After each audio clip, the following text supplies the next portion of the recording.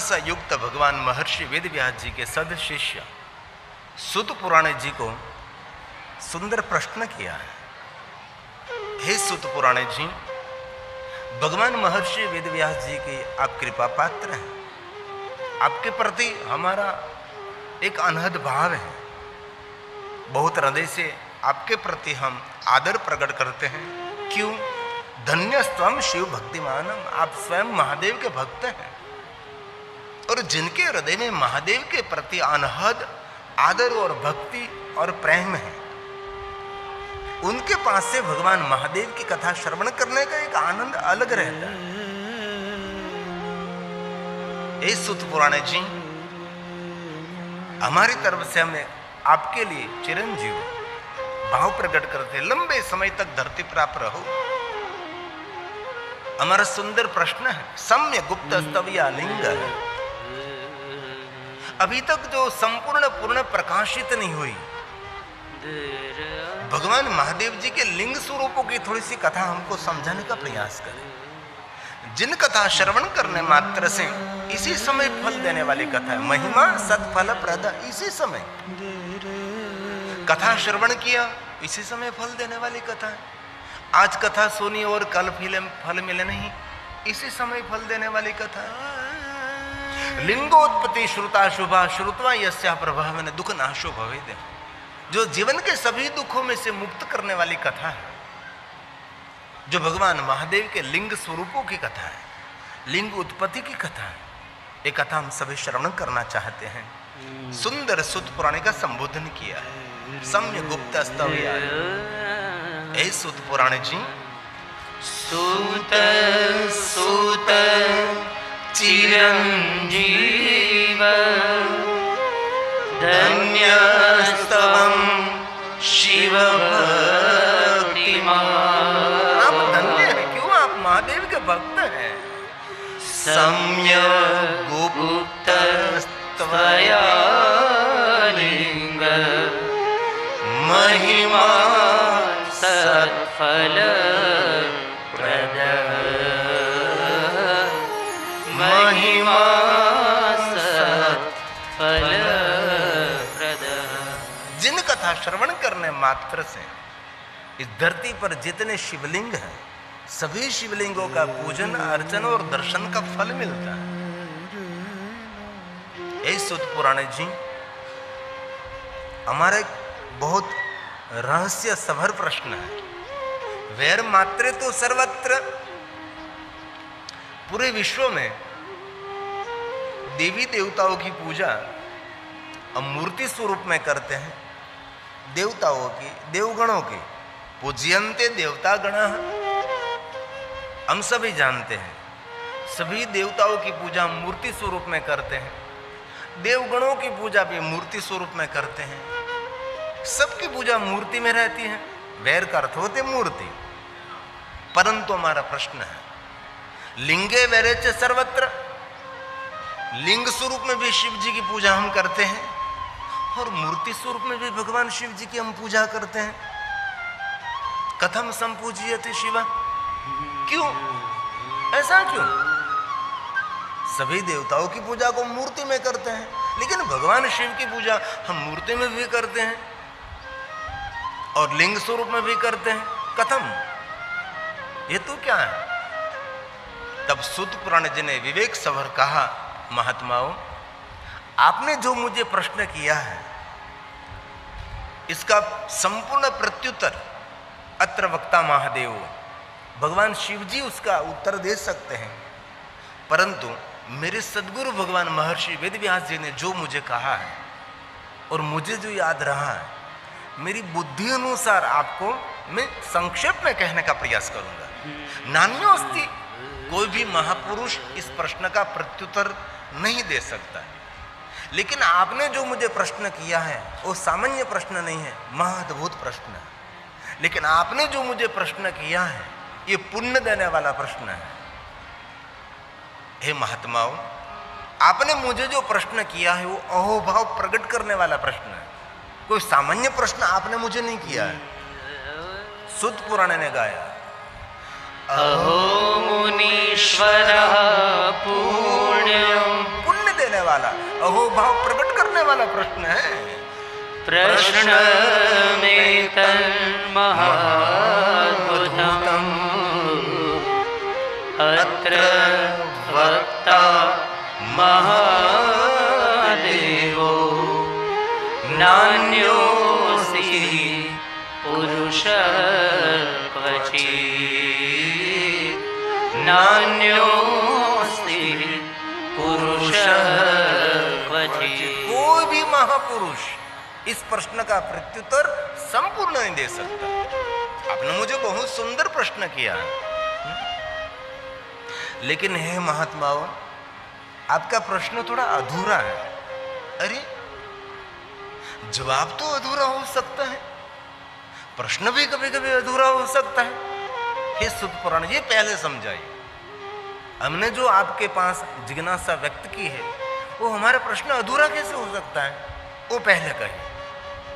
तब सूत पुराण जी ने कहा कि महात्माओं, भगवान शिव जी की उपासना साधना दो प्रकार से नहीं, दो परंपरा नहीं, दो पद्धति नहीं, तीन परंपरा, तीन पद्धति है। सभी ऋषियों ने कहा, वो तो पहली बार हम सुन रहे हैं, आप जरा समझाइए। सूत पुराण जी ने कहा कि हे महात्माओं, भगवान शिव की निराकार प्रतीक में हम लिंग स्वरूप की पूजा करते हैं, आकार प्रतीक में हम मूर्ति स्वरूप की पूजा करते हैं। और आप सभी जानते हैं भगवान शिव स्वयं आकार भी हैं, निराकार भी हैं, अवतार भी हैं, सकल भी हैं, निष्कल भी हैं, सगुण है, निर्गुण है, सब कुछ है। लेकिन हे महात्माओं, भगवान शिव की पूजा अवतार प्रतीक में, आकार प्रतीक में, मूर्ति में पूजा करते हैं शंकर भगवान की।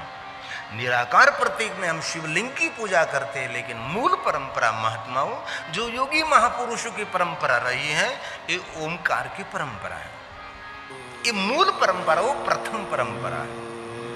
अभी भी है ऋषि मुनियों, बहुत सारे योगी महापुरुष हैं, कोई शिवलिंग की पूजा कभी नहीं करते, कोई मूर्ति की पूजा नहीं करते, सिर्फ ओमकार का नाद करके परम तत्व तक पहुंच जाते हैं।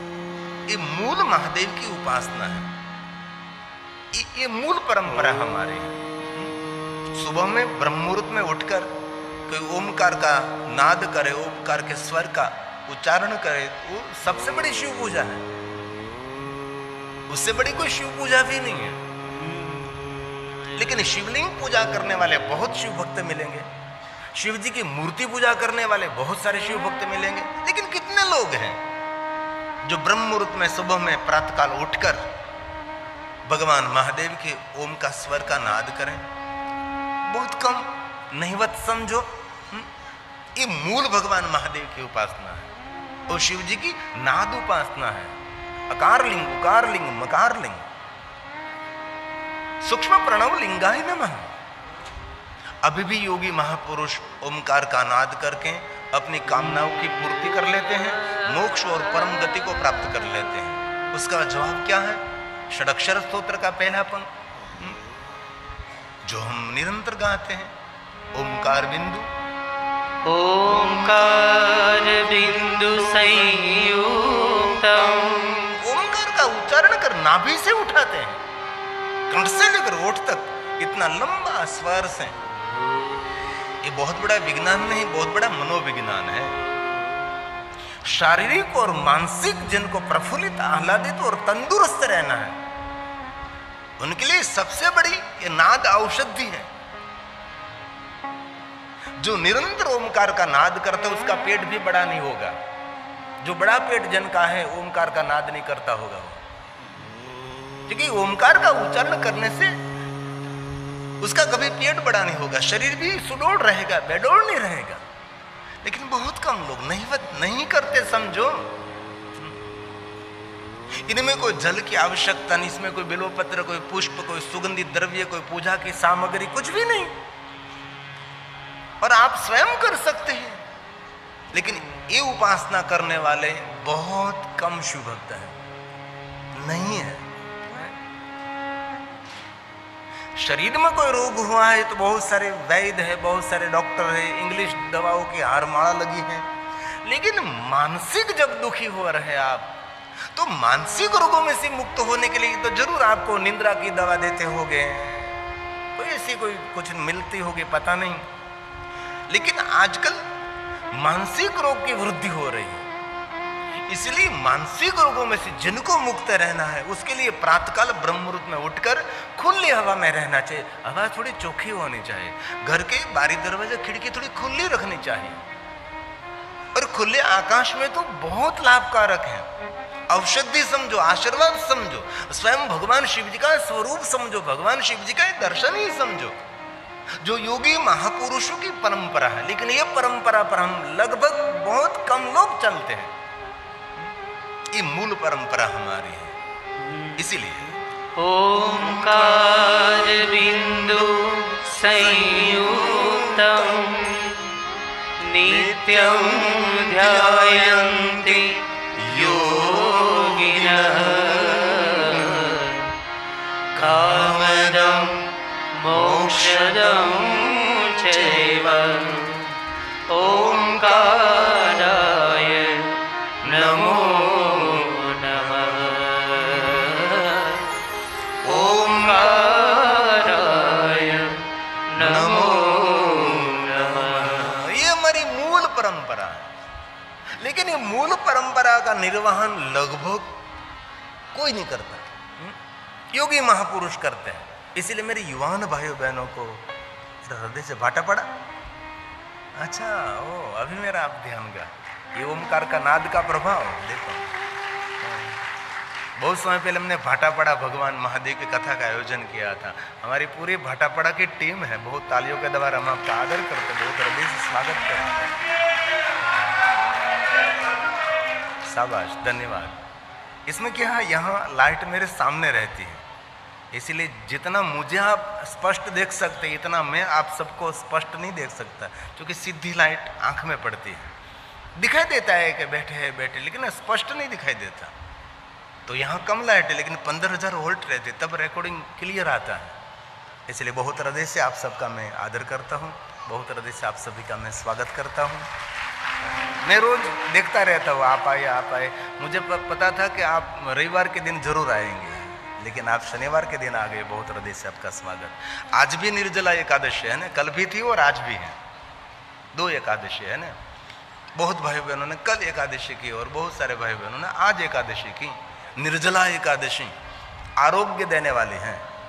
अगली रात से जल को छोड़ना है, पूरे दिन जल नहीं पीना है और पूरी रात्रि भी जल नहीं पीना है, कल पीना है मुहूर्त देखकर। ये पूरी साल आरोग्य देने वाली एकादशी है। और जो पूरी साल की एकादशी न कर सके वो निर्जला एकादशी, जो भीम एकादशी जिनको कहते हैं, भीम ने एकादशी की थी क्योंकि भीम भूखा नहीं रह सकता था। इसलिए भगवान महर्षि वेद व्यास जी ने कह दिया कि जो जेठ मास की शुक्ल पक्ष की एकादशी आ रही है ये तुझे करनी है।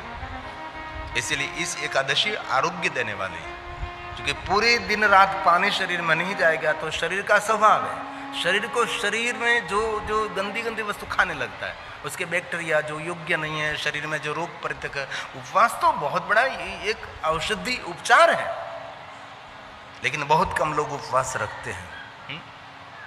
लेकिन उपवास न रख सको तो अल्पाहारी सदा उपवास है, कम भोजन करो, ये सबसे बड़ा उपवास है। लेकिन लोग इतना खाते हैं। भूखे लोगों पर दया आनी चाहिए, उसके बदले में जो खा रहा है उन पर दया आ रही है। इसलिए संकल्प करें कि हम आहार कम करेंगे। आहार कम करोगे तो आपकी औषध आपके लिए आरोग्य रहेगा। तो बहुत हृदय से मैं आप सबको नम्र निवेदन करता हूं, कल से प्रारंभ करें। सुबह में उठकर ये साधना तो आपने स्नान किया है तो बहुत बड़ी बात है, लेकिन नहीं किया है तो भी कर सकते हैं। आसपास में कोई बाग बगीचा, कोई खुली हवा है, शुद्ध हवा है, ऑक्सीजन प्राणयुक्त हवा है, तो वहां जाकर आप कपालभाति करें, प्राणायाम करें। प्राणायाम करने के बाद धीरे धीरे प्रैक्टिस करें तो मन की शांति भी मिलेगी और विद्यार्थियों के लिए तो बहुत बड़े द्वार खुल जाएगा। करना ही चाहिए। इसीलिए सुत पुराण जी ने कहा कि महात्माओं, ये पहली शिव उपासना है। ओमकार का स्वर, ओमकार का नाद, ओम मंगलम। सुत पुराण जी ने कहा है महात्माओं, मूर्ति पूजा प्रधान नहीं है, लिंग प्रधान्यता स्थाप्यम। जहां भगवान महादेव का शिवलिंग स्थापित किया है वो प्रधान है। तथा बेहरम तो गौणकम, मूर्ति पूजा गौण है। क्यों गौण है? तो कि मूर्ति पूजा एक की पूजा है, शिवलिंग पूजा अनेक की पूजा है। लिंगा भाविन तत्क्षेत्रम सबेरमवे सर्वत्र। जहां भगवान महादेव का शिवलिंग स्थापित किया है, विश्व के सभी देवी देवता, तीर्थ, ग्रह, नक्षत्र सबकी पूजा है। परंतु मूर्ति जिन देवताओं की प्रतिमा है उसकी एक की पूजा है। इसलिए मूर्ति पूजा गौण है, लिंग पूजा प्रधान है। और कोई आदि पूजा, कोई मूल पूजा, कोई पहली पूजा, कोई श्रेष्ठ पूजा, कोई सर्वोपरि पूजा जो कोई है तो निराकार लिंग स्वरूप की पूजा है। हमने कोई मूर्तियों की कल्पना नहीं की थी। और एक बात याद रखिए, बहुत लोग सनातन धर्म को मूर्ति पूजक कहते हैं। हम लोग मूर्ति पूजक नहीं है। मूर्ति तो हमारा एक आधार है, हम कोई मूर्ति की पूजा नहीं करते। तो जयपुर में जाकर दुकान में बहुत सारी मूर्ति पड़ी है तो उसकी पूजा क्यों नहीं करते हम कोई मूर्ति की पूजा नहीं करते, लेकिन मूर्ति लाकर हम उसमें प्राण पूरते हैं, प्राण प्रतिष्ठा करते हैं, इनमें हम भगवान का निरूपण करते, बाद में उनकी पूजा करते हैं। हम कोई मूर्ति पूजक थोड़ी हैं, हम निराकार के उपासक हैं, हम ब्रह्म के उपासक हैं, हम नाद उपासक हैं, ओमकार की उपासना करने वाले हम हैं। इसलिए कहा कोई मूर्तियों की हमने कल्पना नहीं की थी। तब पूरे भारतवर्ष में, पूरे विश्व में सभी निराकार लिंग स्वरूप की पूजा हो रही है। बाद में मूर्ति पूजा की कल्पना हुई कि भाई देवताओं का वर्णन देखा, इस शास्त्रों में पढ़कर देवताओं का वर्णन सुनकर शिल्पकारों ने ऐसी मूर्ति बनाई और मूर्ति पूजा का प्रारंभ हुआ। जो मेरी सनातनी परंपरा मूर्ति पूजक है, तो पूरे भारत देश में मूर्ति का रूप, रंग, पहरवेश, गणवेश सब कुछ एक समान होना चाहिए, लेकिन नहीं है। उत्तर भारत में कुछ अलग है, गुजरात की तरफ अलग है, उड़ीसा की तरफ अलग है, दक्षिण भारत में सबसे अलग है। क्योंकि हम मूर्ति पूजक नहीं है, मूर्ति हमारी एक कल्पना है। इसीलिए हे महात्माओं, कोई मूर्ति पूजा का हमने प्रारंभ नहीं किया था। इससे पहले भगवान महादेव के निराकार प्रतीक लिंग स्वरूप की पूजा का प्रारंभ हुआ था। और मूर्ति पूजा के बाद अवतार परंपरा प्रारंभ हुई। इस अवतारों की हमने पूजा की और अवतारों के बाद एक अवतार के नाम से बहुत सारे विचारधारा प्रकट हुई। जिनके तरफ से विचार प्रकट हुआ उनकी तरफ से संप्रदाय चले, संप्रदाय के वो आचार्य कहलाए।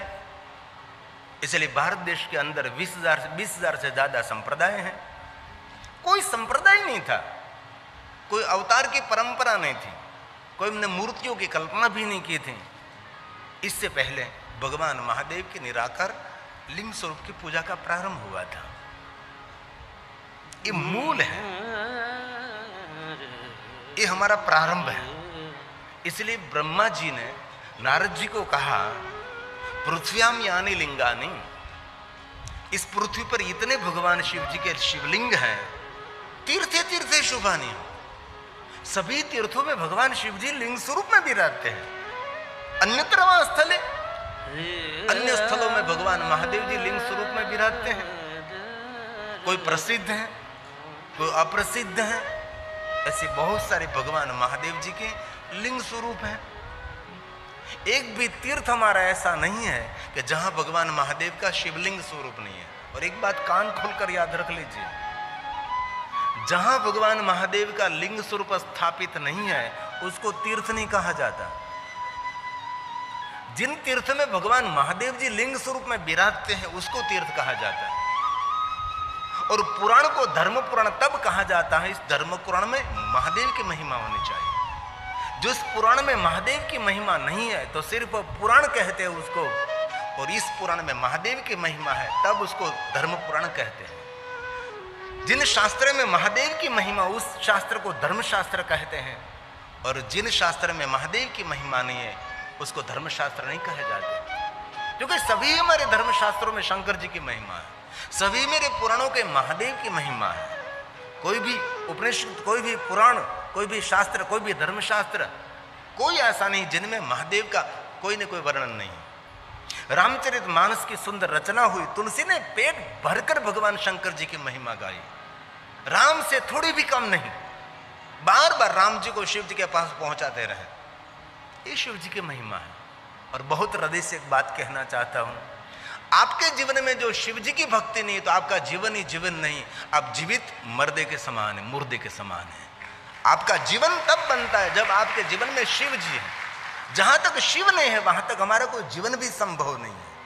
इसलिए कोई भी संप्रदाय में, कोई भी परंपरा में आप हैं, कोई भी देवी देवताओं की पूजा करते, कोई भी विचारधारा में आप हैं, लेकिन महादेव को कभी छोड़ना नहीं चाहिए, भगवान शिव जी को कभी छोड़ना नहीं चाहिए, क्योंकि शिव हमारा श्वास है, शिव हमारा जीवन है, शिव हमारा प्रारंभ है, शिव हमारा मध्य है, शिव हमारा अंत है, शिव हमारा आनंद है। और जिनके हृदय में महादेव जी विराजते हैं, समझो सफलम जीवितम, उसका जन्म सफल हो गया, जिनके पास भगवान महादेव है।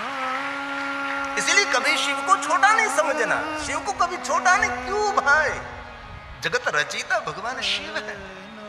इसलिए स्वयं ब्रह्मा जी ने कहा सर्वेश्वाम शिवलिंगा नाम मुने, जहां देखो वहां भगवान महादेव के लिंग स्वरूप ही है।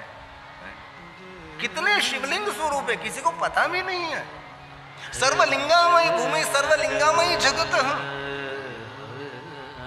धरती पर इतने भगवान महादेव के शिवलिंग हैं, अभी तक कोई गिनती कर ही नहीं सका, संख्या न विद्यते।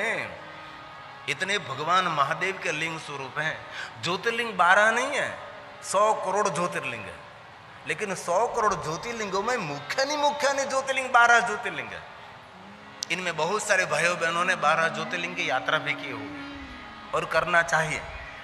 4 देवालों के बीच गांव में हमारी यात्रा पूर्ण हो जाए, ऐसा नहीं चलना चाहिए। घर से बाहर निकलो, आप कर सकते हैं, लेकिन बहुत लोग जीवन भर यात्रा करते रहते हैं, हर साल में एक यात्रा करते हैं, 12 ज्योतिर्लिंग की यात्रा करते हैं, गोकुल मथुरा की यात्रा करते हैं, 4 धाम की यात्रा करते हैं, हिमालय पहाड़ में 4 धाम की यात्रा करते हैं। बहुत लोग होते जीवन में एक भी यात्रा नहीं करते, एक यात्रा करते अंतिम यात्रा, वो तो करनी पड़ती है उनको, इसीलिए करते हैं ना। लेकिन अंतिम यात्रा को मंगलमय बनाने के लिए ये सभी यात्रा करनी चाहिए। और सभी यात्रा, सभी तीर्थ धामों की ऊर्जा अलग अलग रहती है, एहसास अलग रहता है, अनुभूति अलग रहती है। कभी महाकालेश्वर उज्जैन जाओ तो वहां की अनुभूति अलग है, आप हमारे सोमनाथ महादेव में आओ तो वहां की अनुभूति अलग है। आप शैल पहाड़ पर कृष्णा नदी के तट पर मल्लिकार्जुन महादेव जाओ तो वहां की अनुभूति अलग है। जहाँ भगवान राम जी ने तपस्या की, जहाँ हिरण्यकशिपु ने तप किया, जहाँ 5 पांडवों ने तपस्या की, जहाँ हमारे ब्रह्मरंबा देवी का सुंदर शक्तिपीठ भी है, कुमारेश्वर महादेव भी है, सुरेश्वर महादेव भी हैं और शिखरेश्वर महादेव भी हैं। धरती पर इतने शिवलिंग हैं, अभी तक किसी व्यक्ति ने गिनती नहीं, इतने शिवलिंग हैं। और भारत की कोई नदी ऐसी नहीं जिस नदी के तट पर भगवान का महादेव का शिवलिंग नहीं। सभी नदियों के तट पर, सभी सरिता के तट पर भगवान शिव विराजते हैं। और कोई नदी जहां से निकलती है और कोई नदी से नदी मिलती है, कोई सरोवर को मिलती है, कोई समंदर को मिलती है, लेकिन इस नदी के तट पर कहीं न कहीं शिवलिंग आपको मिलेगा। और जिन नदी के तट पर कहीं शिवलिंग नहीं है, इस नदी का पानी कभी पीना नहीं चाहिए। और जिस गांव में शिव जी का शिवालय नहीं, इस गांव का कभी पानी पीना नहीं चाहिए। और जिनके घर में शिव की पूजा नहीं, उसके घर का भी कभी पानी नहीं पीना चाहिए। और जिनके मुख में शिव जी का नाम नहीं, उसका मुख भी कभी देखना नहीं चाहिए, क्योंकि शिव हमारा प्राण है, शिव हमारा आधार है। जिनके पास शिव नहीं, वही सबसे बड़ा निराधार है। इसीलिए शिव महापड़ ग्रंथ में स्वयं ब्रह्मा जी नारद जी को समझाते हैं, नारद जी जितने शिवलिंग धरती पर हैं, इतने शिवलिंग पाताल में भी है। ऐसा नहीं कि पृथ्वी पर ही शिवलिंग है, जितने पृथ्वी पर भगवान महादेव के लिंग स्वरूप है, इतने शिवलिंग पाताल में है। ब्रह्मा ने गाया पाताले चापि वर्तन्ते स्वर्गे चापि तथा भुवि सर्वत्र पूज्यते शम्भो सदेवा सुरमानुषे सदेवा सुरमानुषे। असुर और मनुष्य सब भगवान महादेव की ही पूजा करते हैं ना। जहां जहां भगवान शिव जी प्रकट हुए हैं वहां भगवान महादेव जी लिंग रूपायण सतमा अनुग्रह लोका नाम जगत पर अनुग्रह करने के लिए वहां लिंग स्वरूप में भगवान शिव प्रकट रहे। और एक हर शिवलिंगों की कोई ना कोई कथा है। शिव महापुराण ग्रंथ में सब कुछ नहीं है लेकिन बहुत कुछ है। स्कंद पुराण, लिंग पुराण में, अन्य पुराणों में, तापी पुराण, नर्मदा पुराण में तो कितने कितने भगवान महादेव के लिंग स्वरूपों की सुंदर सुंदर कथा है। तो एक शिवलिंग की पूजा करने से विश्व में जितने देवी देवता ग्रह नक्षत्र तीर्थ जो कुछ है सब की पूजा का फल एक शिवलिंग की पूजा से मिलता है, एक महादेव की लिंग स्वरूप की पूजा से मिलता है। अलग अलग कोई भी देवी देवताओं की पूजा हमारे से ना हो सके और कोई इतने सभी देवताओं की पूजा कोई कर भी नहीं सकता ना। इसलिए विश्व में जितने देवता, ब्रह्मांड में जितने देवता हैं सभी देवताओं की पूजा का फल एक भगवान महादेव की लिंग स्वरूप की पूजा करने से मिलता है। क्यों मिलता है? अरे वहां तक कह दिया, आप स्वयं जो शिव जी की पूजा कर रहे हैं तो आपकी पूजा भी शिवलिंग के अंदर हो रही, क्योंकि हमारा अस्तित्व भी शिवलिंग के अंदर है।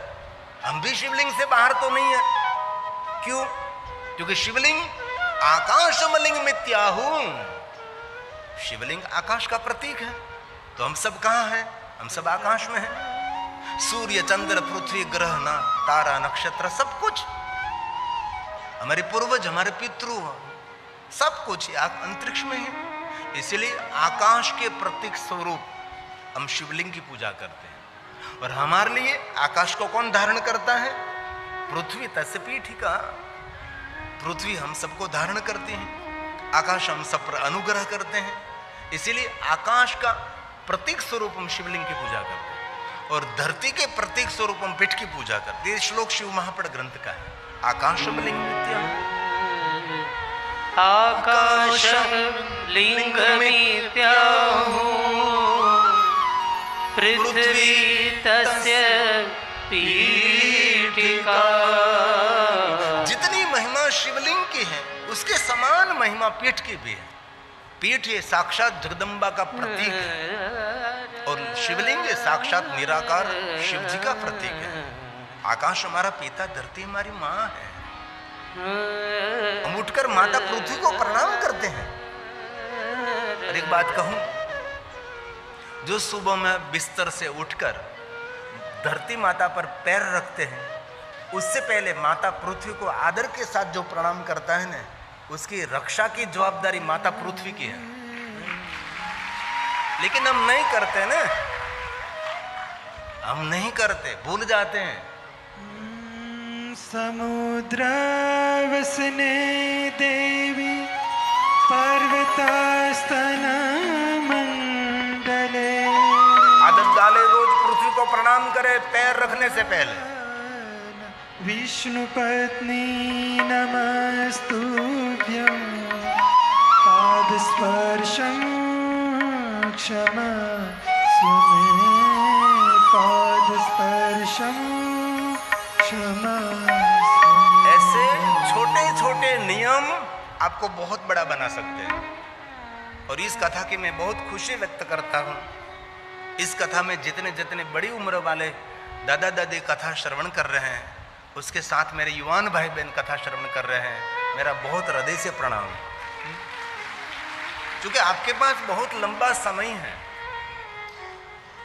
युवानों के पास भविष्य है। युवानों के पास क्या है? उसके पास भविष्य है। और वडीलों के पास क्या है? बुजुर्ग के पास भूतकाल है। कोई बड़ी उम्र वाले के पास बैसो तो ये भूतकाल की बात करेंगे, मैं पहले ऐसा करता था, मैं पहले ऐसा करता था, उसके पास भूतकाल है ना। और युवाने के पास भविष्य है, मैं ऐसा करना चाहता हूं, मैं वहां करना चाहता हूं, वहां पहुंचना चाहता हूं, क्योंकि आपके पास भविष्य है। और बच्चों के पास क्या है? वर्तमान।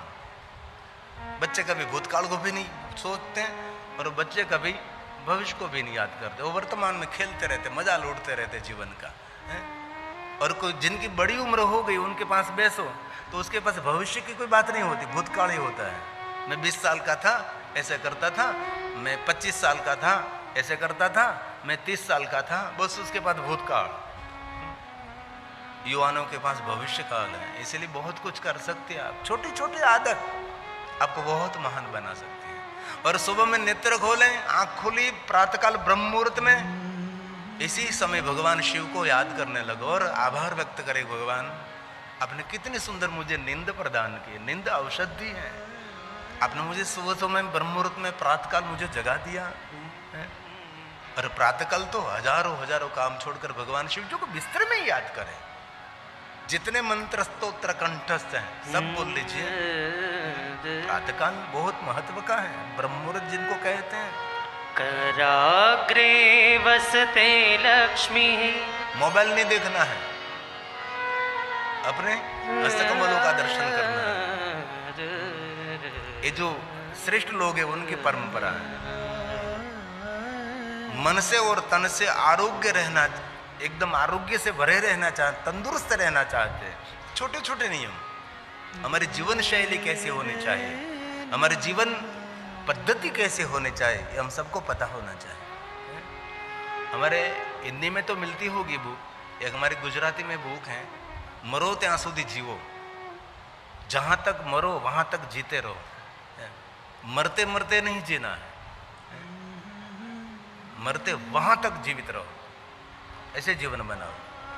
आपका आरोग्य कोई डॉक्टर के पास नहीं है, आपका आरोग्य कोई वैद्य के पास नहीं है, आपका आरोग्य आपके पास है, आपका आरोग्य आपके पास है।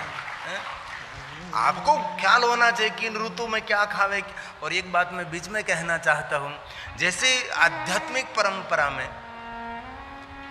कोई मार्गदर्शक की आवश्यकता है जिनको हम सदगुरु कहते हैं, वैसे आरोग्यवंत रहने के लिए कोई एक योग्य मार्गदर्शन देने वाला वैद्य चाहिए, जिनको हम राज वैद्य कहते थे। राजा को मार्गदर्शन करते रहते कि राजा ऋतु बदल गई है, ये छोड़ दीजिए, अब ये ऋतु बदल रही है, ये नहीं खाना चाहिए आपको, अब ऋतु शुरू हो रही है, यही खाना चाहिए।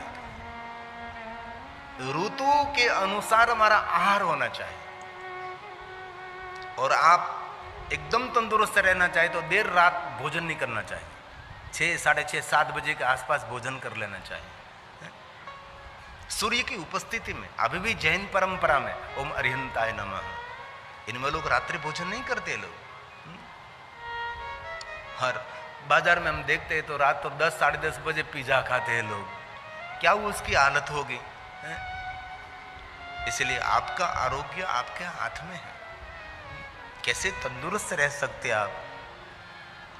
और आजकल तो आपके पास बहुत सारा मार्गदर्शन है, मोबाइल में इतनी, यूट्यूब में इतनी सब कुछ है कि भाई ये ऋतु चल रही थी, इसमें क्या क्या परहेज रखना चाहिए, सब कुछ है।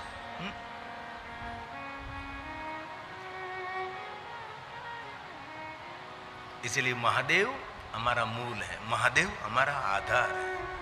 इसलिए सुबह में उठकर पृथ्वी को प्रणाम करें, पृथ्वी हमारी माँ है। और खुले में रहकर आकाश को प्रणाम करें, आकाश हमारा पिता है, हमारे सब पर अनुग्रह करते हैं। इसलिए आकाश के प्रतीक स्वरूप हम शिवलिंग की पूजा करते हैं, पृथ्वी के प्रतीक स्वरूप हम पीठ की पूजा करते हैं। और एक बात और, कभी भी शिव पूजा के लिए आप महादेव के शिवालय में गए हैं तो जो खाद्य द्रव्य है, जो फल है, जो फुंगी फल है, जो श्रीफल है, लिंग और पीठ से दूर अर्पण करें तो ठीक रहता है।